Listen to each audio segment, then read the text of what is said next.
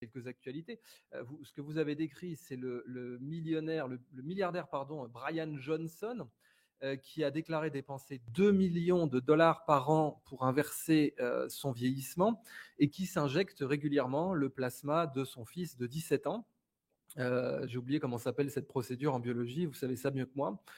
Et donc, en effet, Brian Johnson a 45 ans et aujourd'hui, il dépense 2 millions par an, en espérant bien sûr en faire une norme.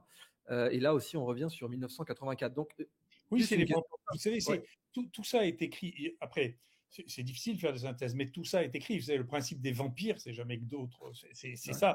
Les vampires vivent éternellement parce Gilles qu'ils de Rais. consomment le sang des jeunes et des jeunes adultes, si vous voulez. Donc, tout ça, cette volonté de vivre plus longtemps ou de vivre éternellement, c'est une volonté qui est, bien sûr, c'est- je, je, je, je l'entends d'ailleurs, je comprends bien que la puissance d'un milliardaire qui a des milliards dont il ne sait pas quoi foutre, parce que de toute manière, on ne peut pas bouffer du matin au soir, on peut pas, d'ailleurs, le temps est limité, où à la fin, il dit mais c'est impossible que cette puissance ne serve à rien, parce que ça sert à rien quand même. C'est une puissance qui est totalement inutile.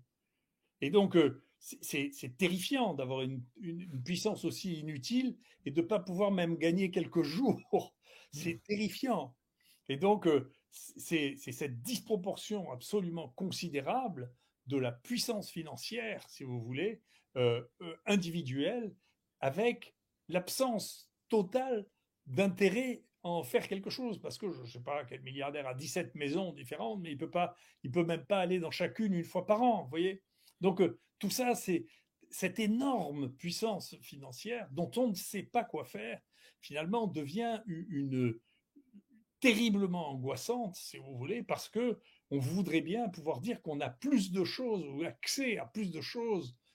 Alors ça peut être la jeunesse ou l'extrême jeunesse par des comportements sexuels ou de consommation de produits de jeunesse, si vous voulez, pour manger de la jeunesse, pour continuer à être jeune. Et donc mais c'est un phénomène qui est encore une fois aussi vieux que l'histoire de l'humanité.